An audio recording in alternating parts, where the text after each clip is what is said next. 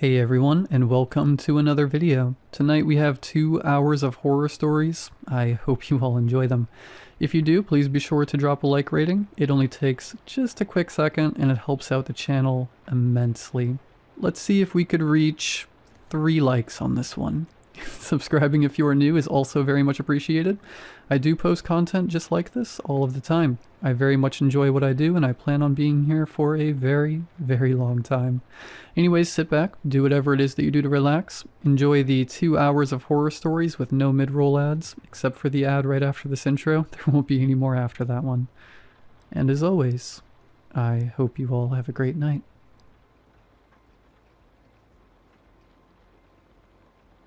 There was a rule on our ship that everyone had to follow. Never go outside after midnight. Last night, we broke it.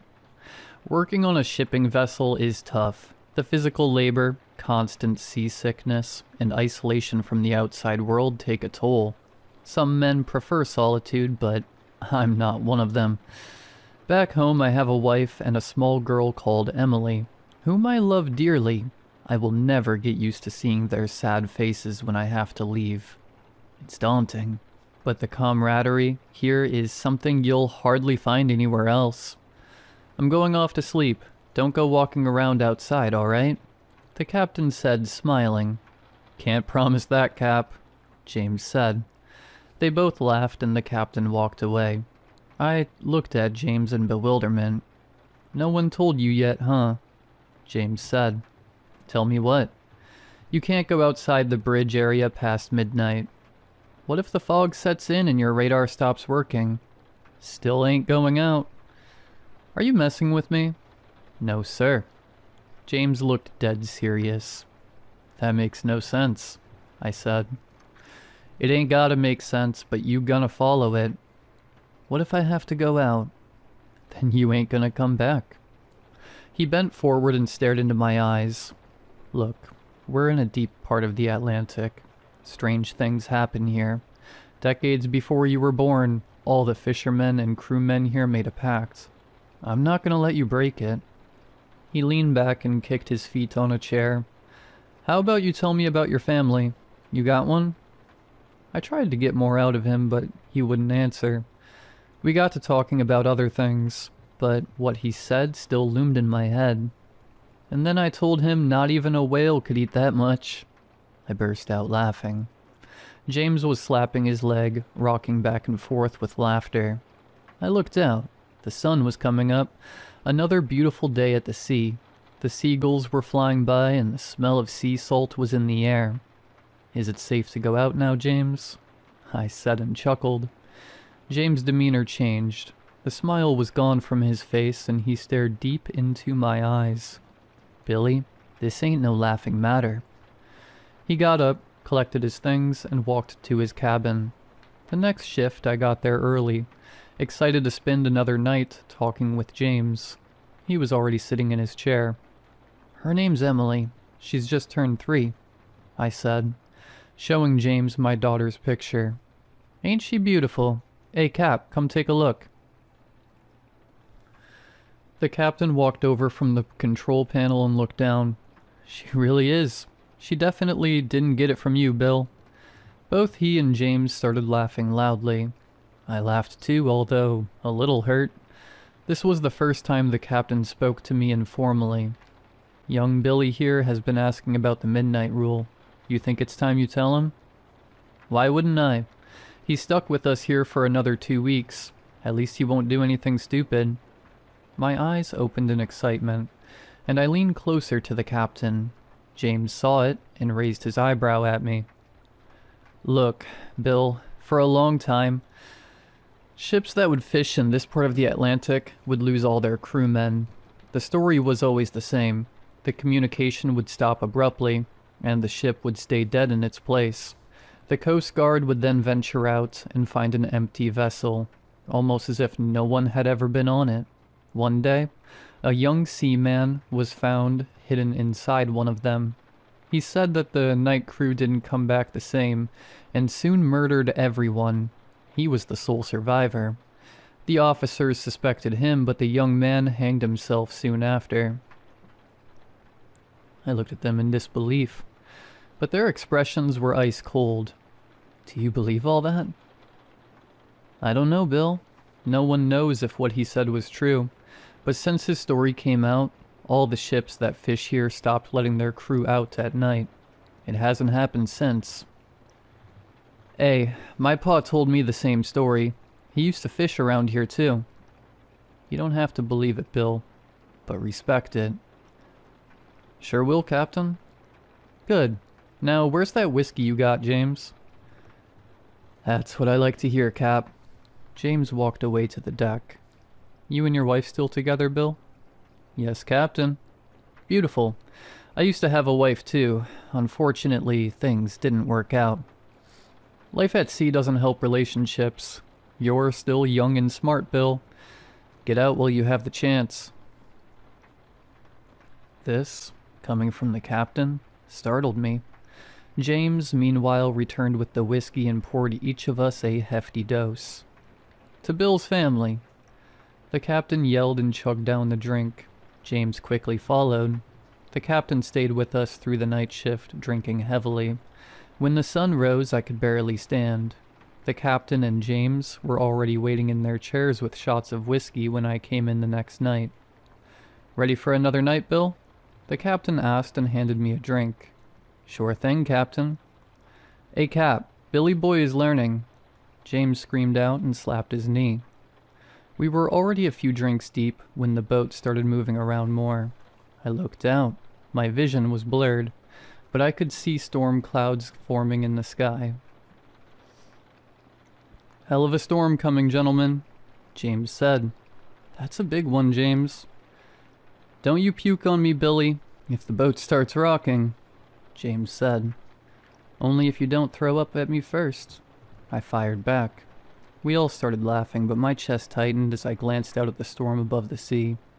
Soon the boat was rocking violently back and forth. I was holding a bucket, throwing up all the whiskey I consumed, barely able to open my eyes. Good thing we got him that bucket, James laughed. But then a strange, loud sound came from outside, like steel being scraped around. Both the captain and James perked up. I could hear the captain mumble, "The gear is moving." They both looked at each other, their eyes wide with terror, and laughter had long left their faces. They both rushed to the window and looked out. James took off his hat and started crumpling it in his hands. "What's the time?" the captain whispered. 12:05, James said quietly. Who hired these incompetent fools? The captain yelled out and threw his hat across the room. He started pacing back and forth, looking down at the ground. Then the scraping again. The whole ship tilted the other way. There was genuine fear in their eyes. The captain looked at the clock again. "Bill, are you fit to operate?" "I guess so," I mumbled. "Okay, James, you and I will go out on the deck and reattach the chains. That should stop the equipment from moving." "Captain, but it's past 12. "I know," the captain screamed out. "But do we have a choice? If we don't do anything, the ship will go down." The captain walked over to the closet, pulled out the raincoats and harnesses, and threw them at James and me. "Let's go." He put on his coat and walked out. Outside, the weather was horrible. Hard, heavy rain with lightning in the distance. The waves crashed hard into the ship, spilling water onto the deck. I had to use all my willpower to hold the puke. We put the harnesses on and clipped in. The captain stayed back to watch and guide our process. Only now did I look at James. Terror was in his eyes. The captain yelled out to move the boxes of equipment to secure the gear, then to take the safety chains and reattach them. We quickly got to work. Each move on the deck felt like hell. Waves kept crashing into the ship, splashing water into our faces. The boxes were heavy. My body was so weak. But James pushed hard and we managed to block the gear for a while. "Get the chains now. The chains," the captain yelled. We took the chains and started reattaching the gear. The chains felt heavy. and reattaching them to the wet floor made it so much harder. I could feel my muscles slowly giving out. James had to rush over and help me attach them. I was so weak that he had to pull me off the ground. "It's done. Get out. Get out." James was already running back. I followed behind him. The captain unfastened the harness and we all walked back, locking the door behind us. We all stood in the hall panting. The air in the ship felt cold. Every piece of my clothing was wet. I slid down to the floor and put my head on my knees. The captain and James were looking at each other, then at me, and back at each other. "Maybe the things ain't like storms," James said. "Yeah, probably," the captain replied. James helped me back up, and we slowly walked towards the bridge area. Each stair felt like a mountain. I walked behind the captain. He now had a very fishy smell. When we got to the bridge area, I sat back in the chair. My mind was empty. The captain was walking around the room, looking at all the shelves and controls. James sat back into his chair, opened up the bottle, and took a chug out of it. "Sorry, couldn't wait." "No problem," the captain replied. James poured out some whiskey for all of us. He tried to hand me the glass, but I declined. My stomach was still recovering. He then gave one to the captain. The captain twirled the drink around, looking at the whiskey under the light, sniffing the glass. A chill ran down my spine. I looked closely at him. He kept examining the liquid. James wasn't paying attention anymore, pouring himself another shot. The captain took a sip and immediately spit it out. "What is this?" His face twisted in disgust. "It's some good whiskey, Cap. Ain't like it no more?" The captain looked at him with one eyebrow raised, then looked down at the ground. "Say, how many men are on this ship?" James' eyes widened and he dropped his glass. It shattered on the floor. We both looked at each other and started slowly backing away. "What's the matter?" the captain asked. James?" I whispered, my voice shaking. The captain looked deep into my eyes. His pupils had turned a dark red color. He flashed a smile and ran towards me. He put his hand on my neck and lifted me off the ground. I started choking, trying to fight his hand off, but he was too strong. I looked at James in desperation. He had walked over to the shelf and started frantically searching with his hand until he pulled out a gun. He slowly pointed it up at the captain, his hands shaking.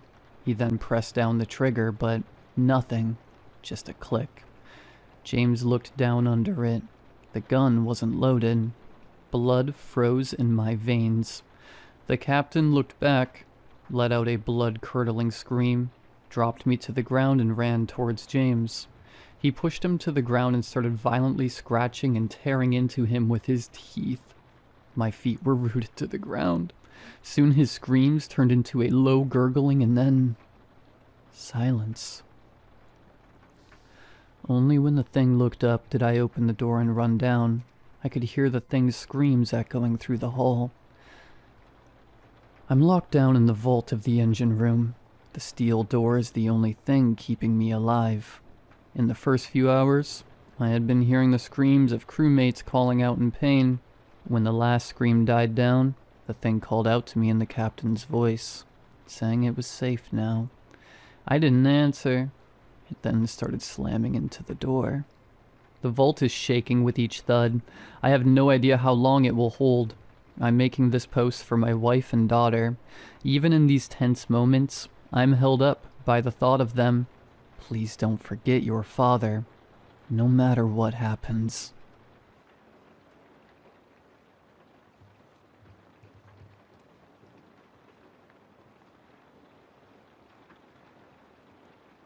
We weren't supposed to be there. That wasn't part of the thrill for Evan. He just liked doing things he wasn't supposed to do. Especially when no one was around to tell him to stop. The cemetery was quiet, old, and fenced off after dark, which made it perfect in his eyes. I followed him over the fence because I always did. The gravel paths crunched under our shoes as we walked between the stones. Evan kicked a pebble ahead of him, laughing softly, like we were somewhere harmless. I kept my flashlight low, more focused on where I was stepping than on what surrounded us. "Relax," he said. "It's just a bunch of rocks." I didn't answer. I already regretted coming. The air felt different farther in. Not colder exactly, just heavier. The trees lining the cemetery pressed closer together, their branches tangling overhead. The wind moved through them in uneven bursts, stirring leaves and loose debris along the ground. That was when I first heard it. At first it sounded like the wind catching in the stones, a thin, breathy sound that faded in and out. I ignored it. Cemeteries have a way of amplifying normal noises until they feel like something else. But as we walked, it kept coming back. Not loud, not clear, just close enough that I found myself listening for it. "What?" Evan asked, when he noticed me slowing. "Nothing," I said, and I meant it. I didn't have anything solid to point to. We reached a section where the graves thinned, opening into a wider stretch of ground. At the far end stood a mausoleum, larger than the others, its stone pale and worn. The door wasn't fully closed, just slightly ajar. Evan grinned when he saw it. "Now that's interesting." We walked up to it without hesitation. Shining his light along the surface, I stayed back, telling myself it was just nerves. Just my imagination working overtime. Up close, it was plain. No statues, no carvings worth mentioning. Just a family name etched above the doorway. The letters shone shallow with age. Evan leaned toward the gap in the door, angling his flashlight inside. "Doesn't look like much," he said. I was about to agree when something caught my eye. For a split second, I saw movement at the edge of the opening, pale against the dark. Fingers curled over the stone. A hand. It twitched once, then slid back into the darkness. I sucked in a breath. "Evan?" He turned. "What?" The doorway was empty again. Just shadow. Just stone. I stopped. The words felt stupid the moment they reached my mouth. "Nothing. Never mind." He laughed it off. "You're freaking yourself out." Maybe I was. We moved on, but not far. The paths twisted and looped in ways that made it hard to tell where we were. More than once I glanced back and saw the mausoleum again, closer than I expected. "I thought we'd gone further," I said. "All these rows look the same," Evan replied. "You're fine." Eventually he drifted back toward it without saying it outright. When he stopped in front of the doorway again, something in my chest tightened. "I'm just gonna take a quick look," he said. 2 seconds. "Don't," I said. He was already slipping inside. The sound of him scraping against the stone vanished the moment he crossed the threshold. "Evan?" I called. No answer. I waited, called his name again, louder. Nothing.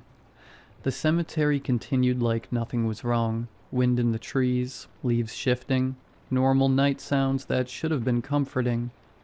They weren't. I stood there longer than I meant to, telling myself he was messing with me, that he'd pop out at any second. Then the wind shifted, brushing against my back instead of my face, carrying the dry, stale smell of old stone. I stepped away from the doorway without realizing why. That was when the whispers came back. Not clear, not loud, just fragments, drifting around me instead of from any one place. I called Evan's name again. The whispers stopped. The silence that followed felt intentional. I turned. Evan was standing behind me, close enough that I startled. "There you are," I said, relief hitting me hard. "What the hell was that?" "I'm here," he said. His voice sounded normal, flat maybe, but normal enough that I tried to calm down. I laughed shakily, already preparing to apologize for overreacting. Then I really looked at him. His jacket was dusty along one sleeve. His eyes were open a little wider than usual. He didn't blink. "Did you hear me calling you?" I asked. He hesitated. "Yeah." "You didn't answer." "I was farther in than I thought." Something about the way he said it made my stomach drop. "You should come see," he added. "It explains things." "No," I said.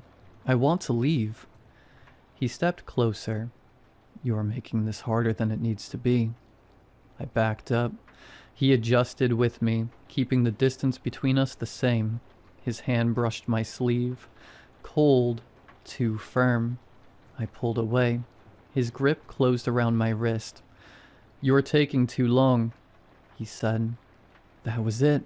I twisted free and ran. I didn't know where I was going.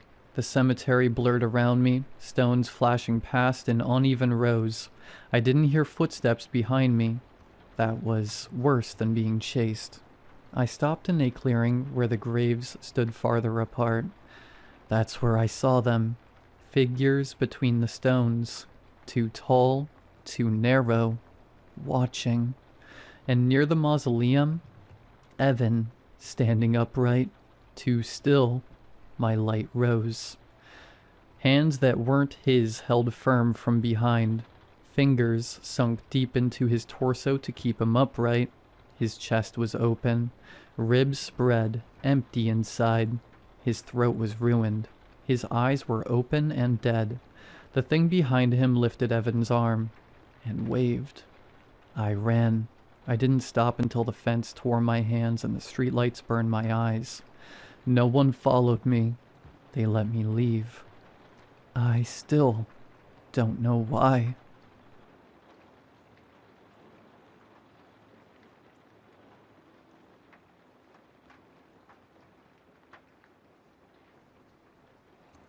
Every night at exactly 8:35, my father would secure the front door, the lock on the knob, 2 locks up top, one with a chain, another a latch, a child-proof doorknob cover, and last of all, a door stopper was wedged as far beneath it as he could manage. No minute too late, no minute too early. It was a ritualistic chore, one my mother used to just shrug off with a, "Your father just likes being safe." I remember the first time I'd caught him doing it. It was 8:35, and I was just about to drift off to sleep when I heard shouting from down the hall. "What have I always told you, woman? 8:35. Jim, please. I let you do this idiotic ritual every night for 9 years. Don't you dare yell at me." "Well, I wouldn't have to if you'd listen. It needs to be done at 35, not 33. Undo that goddamn lock." A huff of frustration was quickly followed by the jingle of various locks before the door creaked open. "I just can't with you tonight." The shuffle of fabric. "I'm going out for a walk."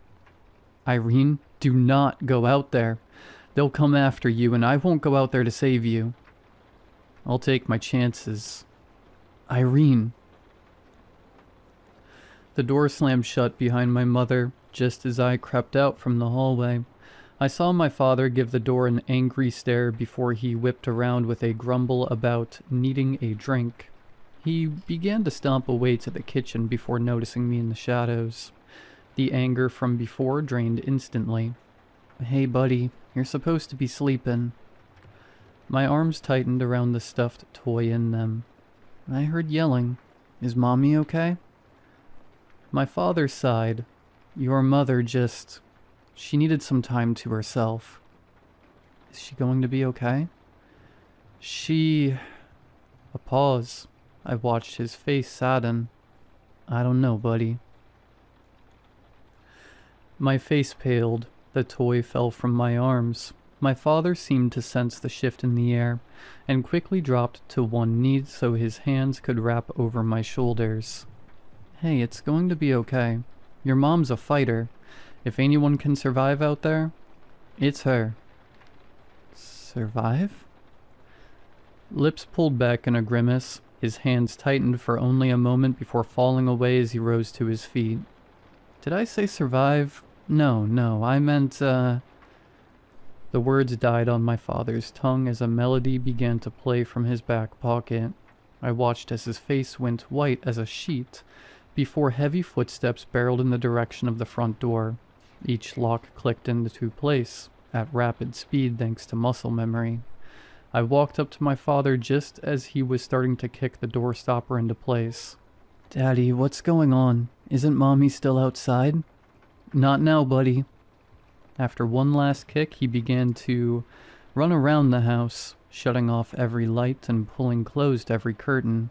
When the house was well secured, my father scooped me into his arms and carried me to the couch where he dropped onto it with a grunt. "Dad?"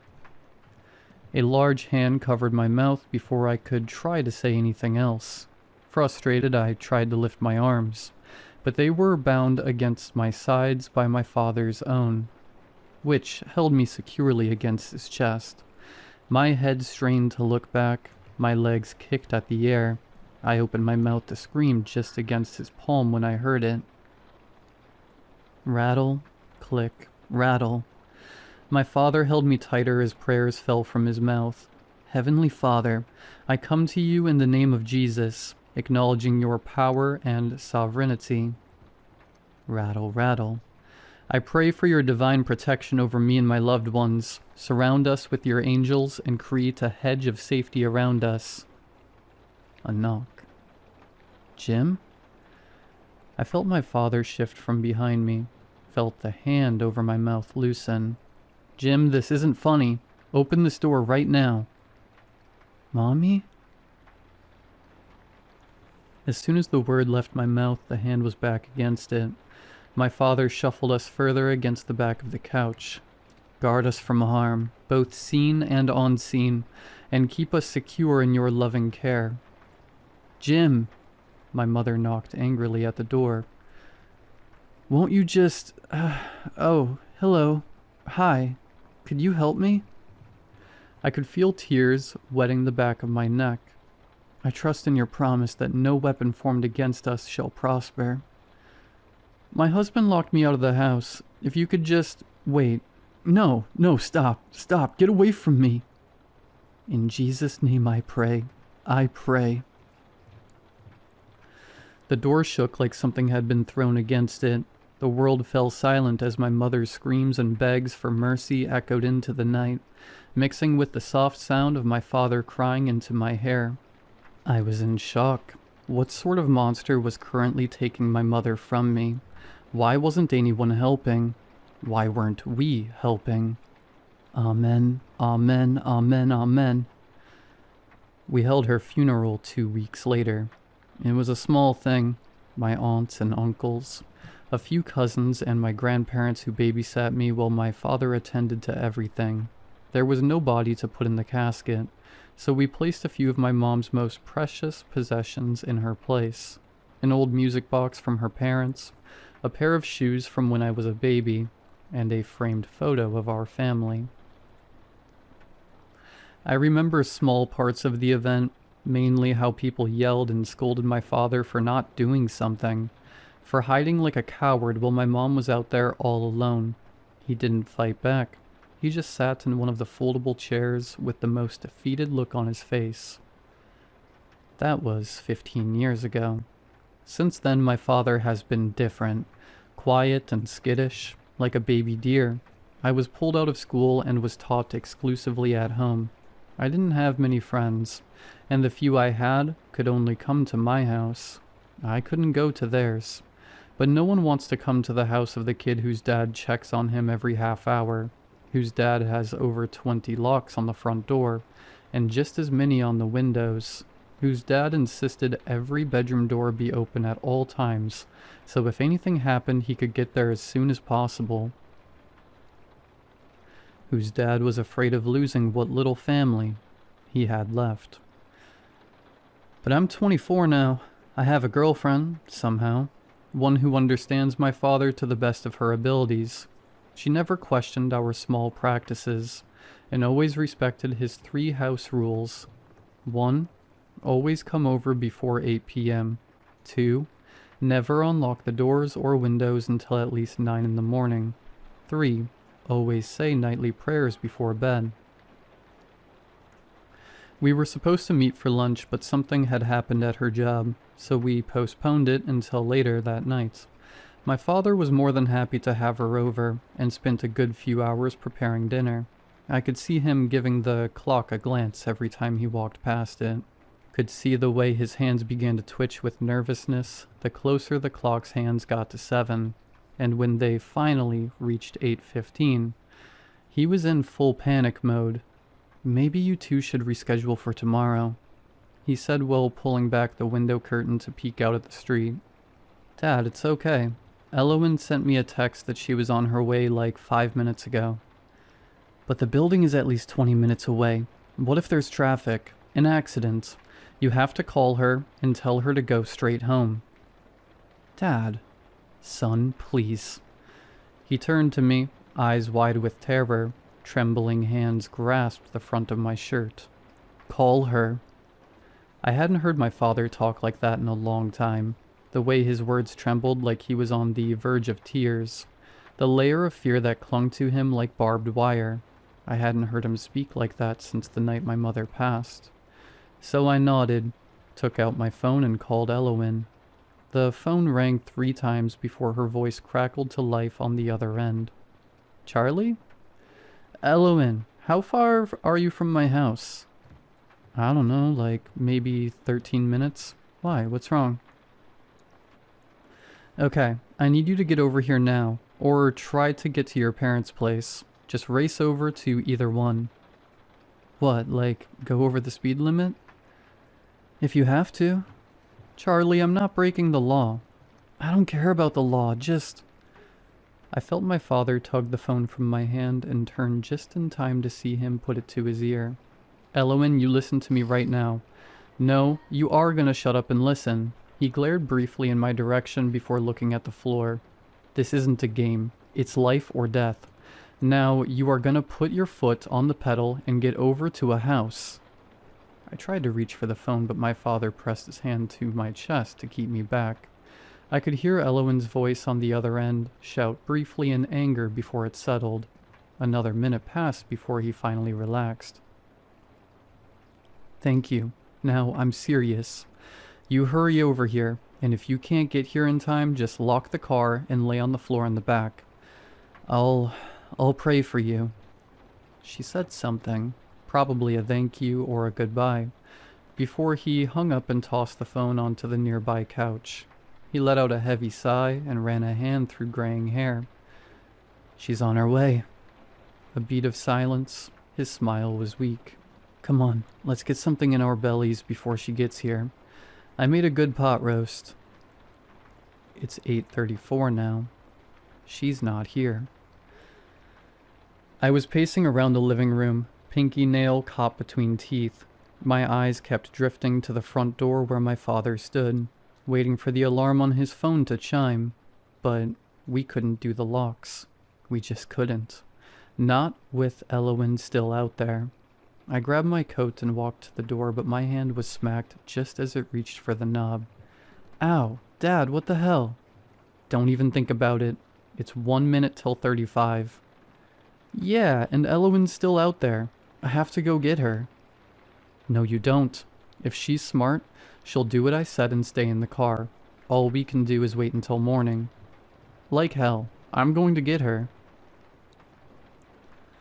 I tried to push past him, but my father elbowed me in the chest and knocked me onto my butt. I barely had time to register what happened before that familiar melody began to play, and he started shifting the locks into place. I was able to reach out and grab onto his pant leg before he could start kicking in the door stopper. "Dad, please. We can't leave her out there." I could barely make out the shift in his expression, the way his brows met and his lips pulled downwards. He didn't want to leave her to the beast outside. He didn't want to risk her having the same fate as my mother. I know he wanted to go out there, but he didn't. Instead, he placed a gentle hand to the top of my head and pushed. My back hit the floor as the sounds of him Kicking the doorstop echoed off the walls. My chest felt hollow. My body felt like it was made of steel. I prayed silently in my head for Eloin's protection and for forgiveness. I know I didn't deserve it. I was leaving her like a sheep in a den full of wolves. But I knew the dangers. My father knew the dangers. I could only hope that she understood it too. Charlie? My father bent at my side. Let's go say our prayers. I don't remember how he got me off the floor and to the table, but suddenly I was sitting across from him and watching him light a lavender-scented candle. My favorite.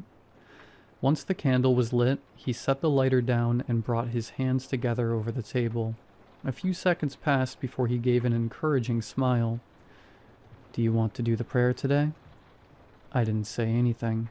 I just put my hands together and closed my eyes. Lord, we pray for the safety and protection of our family members. Keep us safe from harm and lead us. Rattle. My father's chair squeaked as he moved. I cleared my throat. Lead us in the paths of righteousness. Knock, knock. Charlie. The chair fell over as I stood, eyes opening to stare in the direction of the front door. Eloin? I heard my father stand up. Charlie, I'm here. Open the door. I'm coming. Just hold on. I made a run for the door, but my father was quick to grab the back of my shirt. Limbs flailed as I fell back. Let go of me. Eloin. His hands covered my mouth as I tried to scream out to her, to let her know that I hadn't forgotten her, that I wouldn't let anything happen to her. Charlie, stop. He hissed as I threw myself around in an attempt to loosen his grip. He only held on tighter. You can't. Charlie, please. I know I'm late. I'm sorry, but let me... Oh, hello. We both froze, listening in as Eloin spoke to whatever was out there with her. I could hear the fear in her words growing stronger as she knocked desperately on the door one last time. When her scream broke, though, I panicked. My head reeled back to uncover my mouth before it opened to bite down against my father's thumb. He yelped in pain as I bit down harder, enough to draw blood. The metallic taste coated my tongue as he dropped me to clutch his hand in pain. Me? I bolted to the door.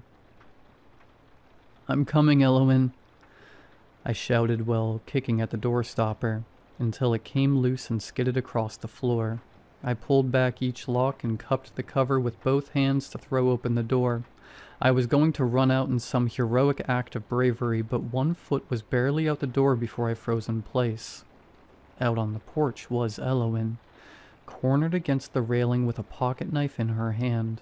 One of her eyes was squeezed shut and bleeding. 5 long scratches running along it to her jaw. She looked in my direction and whimpered, mouthing the words, "Help me." The person? No, monster above her, slowly turned to me. It was human-shaped, but wrong. Its knees were bent backwards, and the arms went all the way down to the floor. Its body was entirely black, like you were looking into a void. It was also entirely naked, though it wasn't like you were able to see anything because, again, it was black. But it had a mask, a plastic one where you could only see the eyes, which seemed to glow an ominous red, and they were looking right at me. The creature made a soft clicking noise as its body turned fully, clawed hands dragging along the porch, its head cocked to the side like a curious bird as I took a step back into the house. I could hear my father somewhere behind me running to the other end, probably to get a weapon, hopefully to get a weapon. Meanwhile, I was stuck with this thing that was slowly coming towards me. In a panic, my hands shot out in a stop motion. Get out of here, I shouted, stomping my foot once like I was trying to scare away a wild animal. Stay away from us. To be fair, it did stop. For about 5 seconds. Then it lunged, knocking me onto the ground so hard I could feel the breath in my lungs give out. It didn't attack, though. It hovered over me like a beast, letting out short clicks as its mask twitched and pressed against the sides of my face, like it was searching for something. I tried to lift my arms to push it off, but it was quick to restrain them above my head. I tried to shout, but the words died in my throat. All I could do was watch as those horrid eyes met mine once more. It clicked. One hand dragged up to the mask and lifted it. Its face was just as empty as the rest of it, the only exception being the two beady red eyes that refused to look away. Another click. I leaned in and nudged its face against my mouth. I watched as those same eyes grew wider in horrifying delight. It smelled blood. My dad's blood. The blood currently drying on my chin. My eyes widened in fear as I watched it sit up above me, its clicks making a melody that almost sounded like laughter. A line formed on its face and slowly opened. A mouth, one filled with razor-sharp teeth and a split tongue that danced in the air. My body trembled as it freed my arms to grab my face. My hands shot out to press against its chest as my mouth was forced open. I tried to scream, but it was blocked out by the monster's tongue, forcing into my mouth and down my throat. They worked to slide along every crevice, making sure no speck of blood was left unnoticed. I could only thrash beneath it, kicking and clawing at skin that felt like cold metal. My eyes burned with salty tears, and I could feel bile working its way up just to be stopped by the appendages in its way. I started growing limbs. My muscles burned and my mouth tasted like sulfur. I'm sure it had gotten it all, that I had nothing left to give, but it persisted, claws digging into the side of my head as it forced my mouth to open wider. My eyes started to shut. I gave up. Hey. The monster stilled. I felt its tongues slowly retract. Get the hell off my boy. A gun cocked. Bang. My body lurched as the monster was thrown off me. I heard it hit the opposite wall. It gave one last click, then fell silent. My eyes opened to find my father hovering above me with a shotgun in his hands. Charlie, can you hear me, buddy? I groaned, rolling onto my back. Dad, you own a gun? Of course I do. He chuckled and shifted the gun into one hand so the other could reach down. My own hand lifted, fingers barely brushing his before a light clicking came from the side.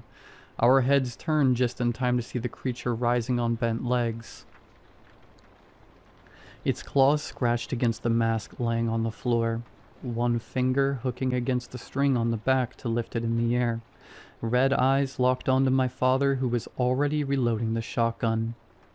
Do your worst, you son of a bitch. He cocked the gun, aimed, and fired. A short screech left the creature as it knocked back against the wall for a second time. It recovered quickly, though, pulling the mask over its face before rushing at my father, who was trying to get another shot in. I scrambled to my feet as it knocked him down, claws sinking into forearm. He screamed in pain, fist pounding against the side of its face as he cursed at it. I ran for the shotgun. My fingers managed to brush the handle before I was knocked back by a clawed hand, the same hand that came around my throat as I hit the wall, lifting me so my feet dangled. It hissed from behind the mask, pulling me forward before slamming me back against the wall. It pulled for a second time before it screeched as Elowen drove her knife into its shoulder. It threw me as it turned, and my head hit the corner at the hallway. I could hear my name being shouted as everything went black. The sun was barely cresting over the horizon when I finally woke up. My head throbbed as I forced myself onto my feet, eyes scanning the living room. Dad? I forced myself down the hallway, peeking into rooms and switching on lights that made my eyes feel like they were bleeding. Elowen? No response. I made my way back to the living room where the front door was wide open and barely hanging on to the hinges. The porch was covered with scratch marks and streaks of blood. But that's where it ended. No trail, no sign, just two abandoned cars in the driveway. I don't know how I did it, but I managed to drive myself to the hospital before I could pass out a second time. The doctor said I was lucky to have survived such an attack. Most people didn't. I asked if they could contact the police. I needed to put out a watch for my dad and girlfriend. They could still be out there, and that thing needed to be killed. She refused. She just patted me on the shoulder with an unconvincing look of sympathy and told me to move on. I tried to argue, tried to say that they could still be alive, but she brushed me off. She said she'd seen lots of people like me, people that refused to believe it, refused to let those monsters get away with snatching up the ones they loved. After an hour of begging, she finally called the cops, but not for my family. For me.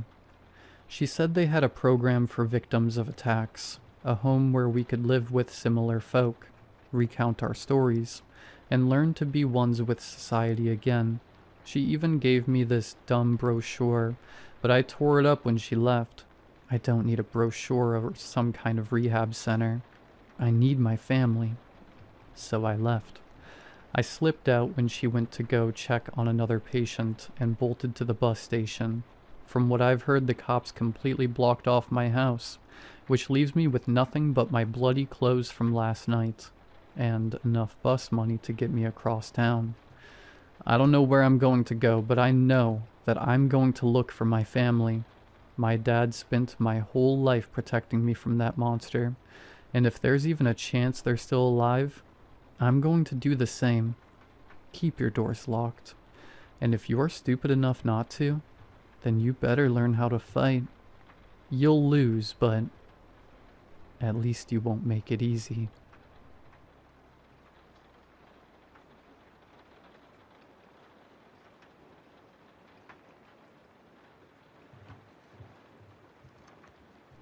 I've been the voice on the air for 6 years, though Weatherman feels like a title I stole.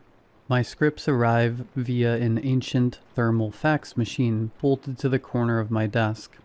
It has no phone line. The power cord sits coiled on the floor like a dead snake. Yet it screams to life. The paper it spits out is always cold. Colder than the room. I don't remember how I even got this job. I don't remember the interview. I don't remember the application. I only remember the phone ringing in the middle of a dream and a voice telling me I started Monday. Now I sit in the booth from sunrise to sunset, reading whatever the machine spits out. Someone has to tell them what's coming. Someone has to give them a chance to run. Most days, the machine, I call it the specialist, just groans. It hums with a low-frequency vibration that makes my teeth ache, eventually spitting out a tongue of thermal paper that reeks of scorched oil and old electricity. On the good days, the messages are boring. Light drizzle, partly cloudy, the kind of news that lets me pretend I'm just a guy with a job. But then there are the other days. The specialist doesn't just hum on those days. It screams. It's a mechanical seizure. The sound of paper, shredder, choking on bone, and the high-pitched wail of a dying cat. When the paper finally slides out, the ink is still wet and oily. The paper feels like skin peeled from someone fresh out of the shower. I remember the first time the forecast changed. It didn't mention the sky at all. Heavy mist for the next 2 hours. If you hear knocking at your door, do not open it. Do not ask who is there. Or, thunderstorms rolling in. If you see a dead relative in a reflection, do not acknowledge them. They are looking for an invitation. I have to read those words into the microphone. I have to keep my voice steady, even when I can feel the specialist watching the back of my head, waiting to see if I'll miss a syllable. Because out there, in the quiet houses and moving cars, people are listening, and I'm the only one telling them how to survive. I'm not entirely alone in the station, though it often feels that way. There's Ricky and Ashley. Ashley handles the local news and community updates. She's giddy. Too giddy. She moves through the dim hallways with a chirpy, caffeinated energy that feels like a serrated blade against the silence of the booth. She brings me coffee, black, bitter, and smelling slightly of the same burnt oil as the fax machine. But she never looks at the specialist. She never asks why my weather reports sound like survival manuals. She just smiles, her teeth a little too white in the fluorescent light, and tells me to keep up the good work. Then there's Rick. Rick is the ghost in the machine. He's the one who keeps the lights from flickering out and the plumbing from backing up into the lobby. He's a man of grease stains and heavy sighs. We don't talk much, which suits me. He just moves from the peripheral of my vision, tightening bolts on things that shouldn't be loose and watching the walls with a wary, exhausted intensity. They fill the gaps between my broadcasts, providing a thin veneer of office life. But sometimes, when the specialist starts its rhythmic, bone-grinding shriek, I catch them both freezing, just for a second. Ashley's smile will falter, and Rick will grip his wrench and his knuckles turn gray. It was a Tuesday, indistinguishable from any other. I stepped into the booth, a cramped box that smelled of static and dust, and gave the specialist a soft pat on its cold beige casing. It was my morning ritual, a way of acknowledging the beast before it woke up. Ashley fluttered in a moment later, clutching 2 foam cups. Her cheerfulness felt loud in the small space, like a radio played at the wrong frequency. "Ready for another fun day?" she asked, her smile pinned perfectly in place. "I guess you could call it that," I replied. The coffee she handed me was scalding, the steam curling into the air like a ghost. "Oh, Thomas," she giggled, backing toward the door. "I know there's a soft spot behind all that stone." I managed a faint roll of my eyes as she vanished back into the hallway, left alone with the hum of the electronics. I turned to the window. It was one part of the job I actually liked. The parking lot was small, a gray patch of asphalt carved out of the dense, encroaching tree line. From here, I could watch the single road that bled into the forest. On mornings like this, with the mist clinging to the tops of the pines, it looked peaceful, but it was a fragile kind of peace. The kind you find in a graveyard before the first shovel hits the dirt. The trees stood so still they didn't look like wood and needles. They looked like a crowd of people standing perfectly silent, waiting for me to turn my back. I settled the headset over my ears, the plastic cool against my temples. In the background, Ashley's voice filtered through the monitors, bubbly, rhythmic, and utterly disconnected from the cold reality of the booth. I tuned her out. I was waiting for the only sound that mattered. Then, it came. The specialist didn't just print, it convulsed.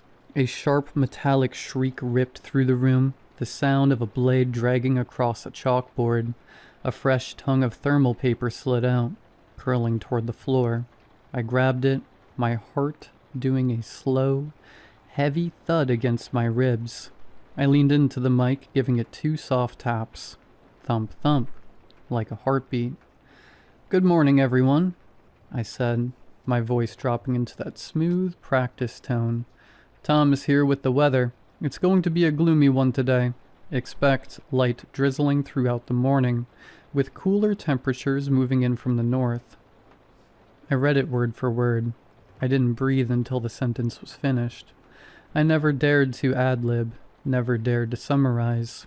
Even a normal report felt like a contract. If the specialist said drizzle, I said drizzle. If I changed a word, if I called it a shower instead of rain, I had the sickening feeling that the world outside would twist itself to fit my mistake, and I didn't want to be responsible for the sound of that snapping.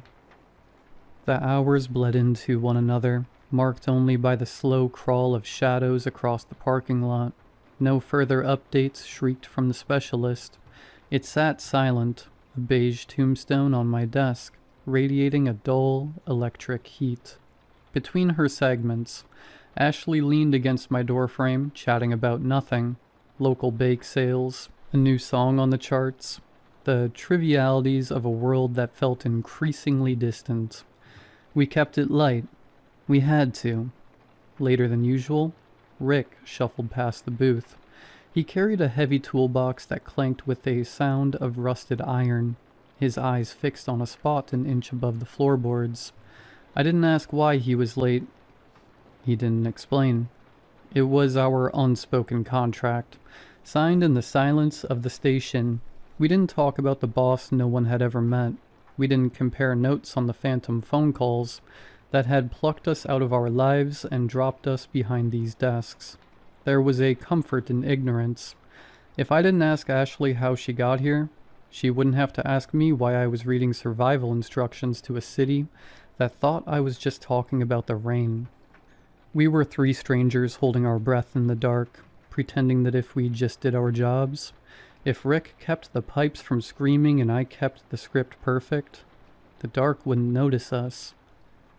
So Thomas, I was wondering if maybe you wanted to go to the farmer's market this Saturday. Ashley's voice was different. The high-pitched, radio-ready giddiness had dipped into something softer, something fragile. She was looking at her shoes, her fingers tracing the edge of her coffee cup. It was the first time in years she'd acknowledged a world existing outside the four walls of this station. Sure, I replied, the words feeling heavy in my mouth. Why not? I told myself it was just the loneliness finally leaking through her armor. She looked up and for a second, her smile wasn't a mask. It was real, bright enough to make the dim booth feel almost warm. Wonderful, she beamed, a genuine spring in her step as she turned the corner. I can't wait.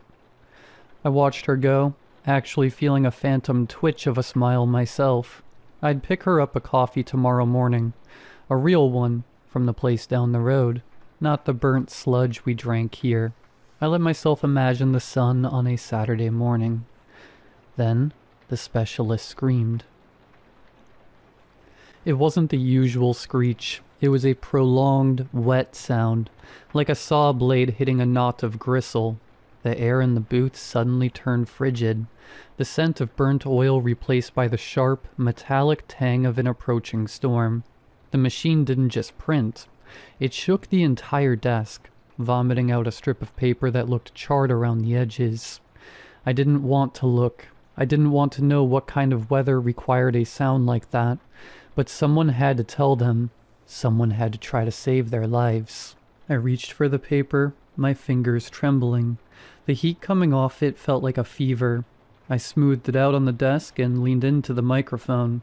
My voice felt thin, a fragile thread of sound in the sudden, heavy silence of the station. Attention, listeners. I began, my eyes scanning the jagged text. Update for the overnight hours. We're looking at a sudden temperature inversion. A thick, localized fog will begin rolling in from the tree line starting at 10 p.m. Expect near zero visibility. I paused. The next line wasn't about barometric pressure or wind shear. It was printed in a larger, shakier font. The fog will carry the sound of a child crying for help. Do not go outside. Do not shine a light into the mist to find them. If the crying starts to sound like your own voice, cover your ears and stay away from the windows until sunrise. I sat there, the on-air light bleeding red across my knuckles. I thought of Ashley, her pep, and her Saturday plans. I thought of the road leading out of the parking lot, currently being swallowed by a gray, unnatural tide. The specialist gave one final wet click, a sound like a tongue snapping against the roof of a mouth, and went cold. 6 o'clock arrived with the heavy, mechanical thud of the station's clock. I caught Ashley and Rick by the heavy steel exit door. The fog, I said, my voice sounding raspy even to my own ears. Remember the report. Stay inside. Don't look for the source of the noise. They both nodded. Ashley's smile was gone, replaced by a tight, thin line of apprehension. Rick didn't even look at me. He just adjusted the strap of his heavy toolbox and pushed out into the evening. For the first time in 6 years, the unspoken contract felt like it was fraying at the edges. I cared if they made it home. I cared if I saw them tomorrow. When I stepped out, the air didn't hit me. It swallowed me. The fog wasn't a mist. It was a physical weight, tasting of wet ash and static. It clung to my skin, instantly soaking through my coat.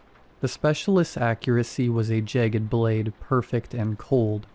I could barely see the hood of my car 10 feet away. Through the shifting gray curtains, I saw Rick. He was standing by the open door of the rusted truck, but he wasn't getting in. He was staring back at the radio station, his silhouette stunted and lonely in the haze. He looked smaller than usual, his shoulders slumped under a grief I couldn't name. I raised a hand to call out to him, to ask if he was okay, but the words died in my throat. The fog between us seemed to thicken, pulsing with a slow, rhythmic light that didn't come from any street lamp.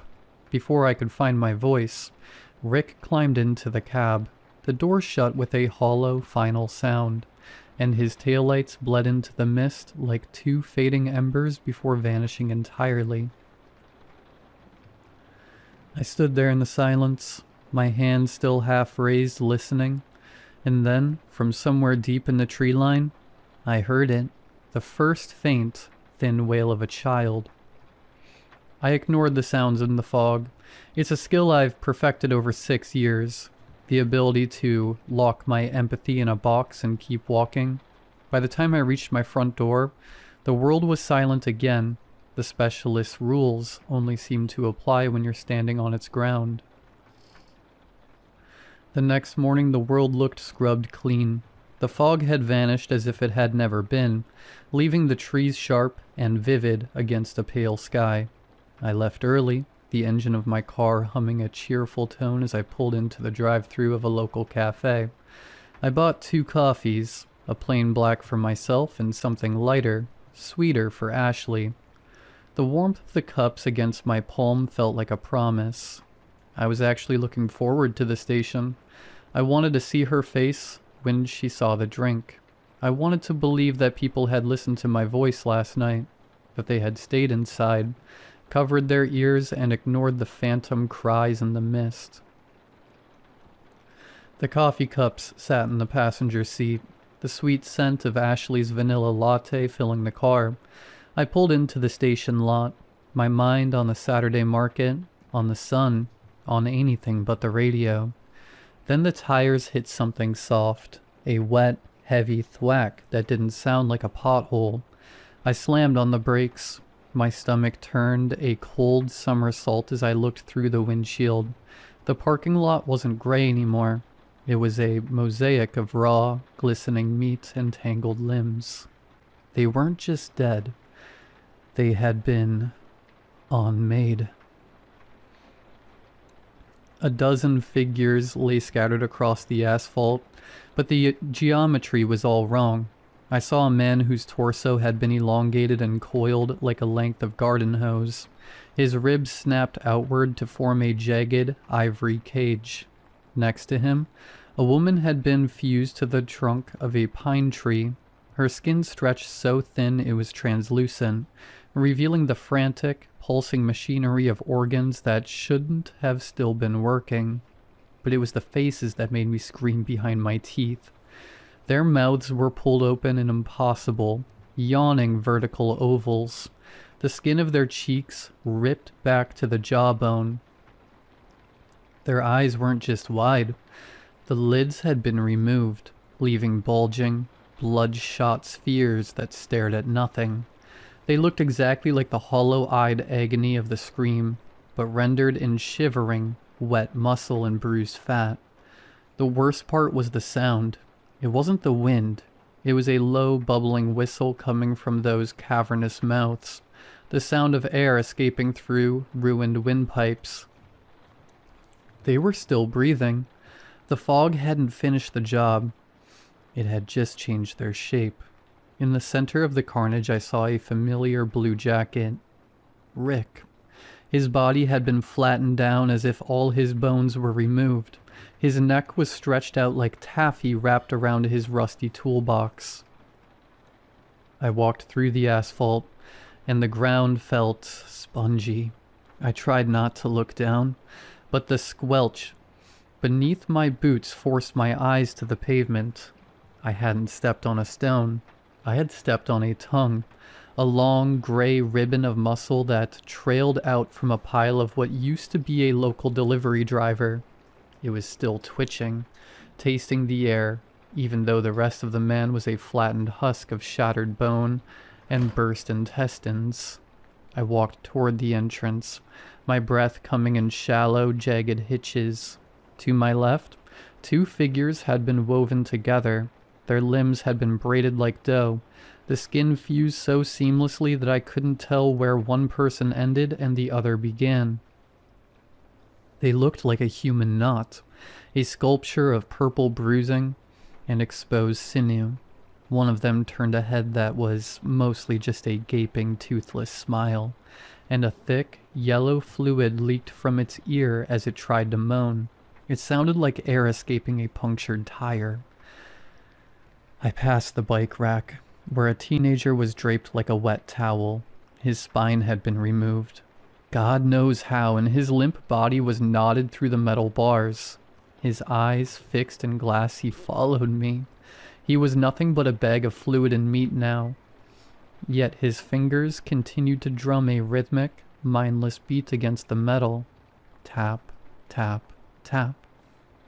I reached the heavy steel doors of the station. My hand hovered over the handle, which was coated in a thin, translucent film of mucus. I didn't look back. I couldn't. I wiped my hands on my pants, gripped the slime-slicked handle, and pulled. Ashley was hunched over her desk, a small trembling heap of floral print fabric and terror. Her breathing was a series of wet, hitching gasps, and her eyes were fixed on these security monitors, the small, grainy screens that showed the mosaic I had just walked through. I called the police already, she stammered, her voice a fragile whistle. She didn't look at me. She couldn't. I am so scared, Thomas. The bodies. Oh, God. The bodies in the light. They're still moving. I just set the sweet, vanilla-scented coffee on the corner of her desk. The steam rose in a gentle plume, smelling of a world that no longer existed. I leaned down and gave her a kind, practiced smile. The sort of smile a mortuary director gives to the grieving. I gave her a small, stiff nod of encouragement. "Drink up, Ashley," I said softly. "It's going to be a long day." She looked at the cup as if I'd handed her a severed head. I didn't stay to see if she drank it. I had a schedule to keep. I turned and walked to my booth, my boots leaving faint, reddish-brown smears on the linoleum. The specialist was vibrating so violently now that the pens on my desk were dancing. The shriek it was emitting had shifted into something rhythmic, almost like a heartbeat. The moment the booth door clicked shut, the world went silent. The violent tremors of the desk ceased, and the specialist sat bathed in the soft, clinical glow of my desk lamp. It looked almost innocent. Then it fed me the morning's work. First came a strip of standard thermal paper, white and sterile. I looked at it. Sunny, high of 78, a perfect, golden day for the town. I looked out the window and my breath hitched. The parking lot was empty. The mosaic of meat, the braided limbs, the yawning faces, all gone. Even the blood had been licked clean from the asphalt. The sun was shining with a cruel, blinding brightness that made the morning slaughter feel like a fever dream. Then the machine stuttered one last time and pushed out the second sheet. It didn't slide out. It slumped. It was a square of pale, cured leather, still warm and slightly damp. The edges were jagged, showing the faint, rhythmic marks of a serrated blade. There were no ink ribbons here. The words had been raised in welts, like a rash forming under the surface of the skin. "Do not Let the weather in, Thomas. I didn't scream. I couldn't afford to. I set the skin face down on the desk, unable to look at the texture of it any longer. I reached for my headset, the plastic feeling alien and cold against my skin. My hands were steady. Too steady. I leaned toward the microphone. The on-air light bled a deep, arterial red across my knuckles. I tapped the mesh. Thump, thump. "Good morning, everyone," I said, my voice as bright and hollow as the sun outside. "Tom is here. And now, for the weather."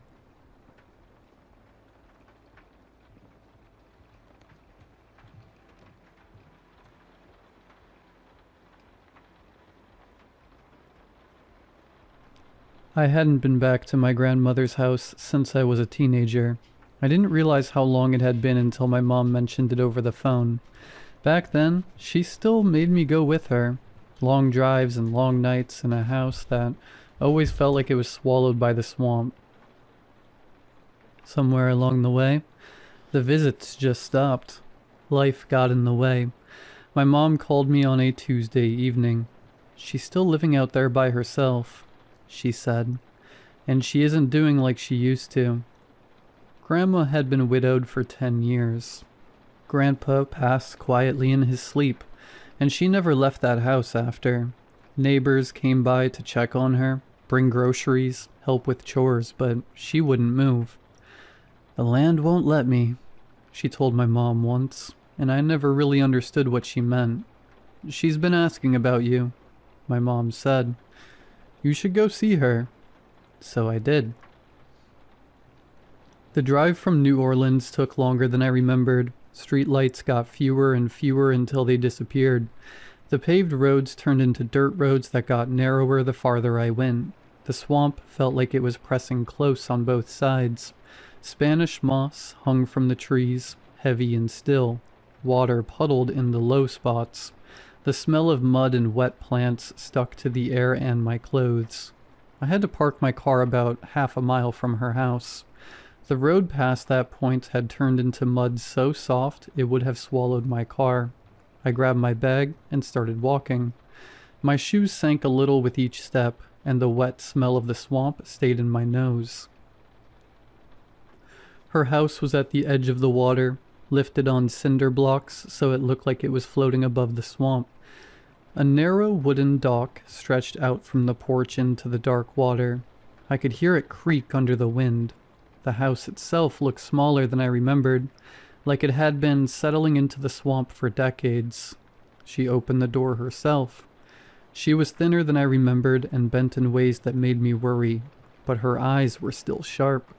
She leaned on the door frame and reached for me.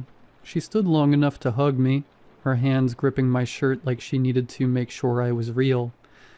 "Lord, child, you done let the years slip by," she said, her tone in that classic grandma nag.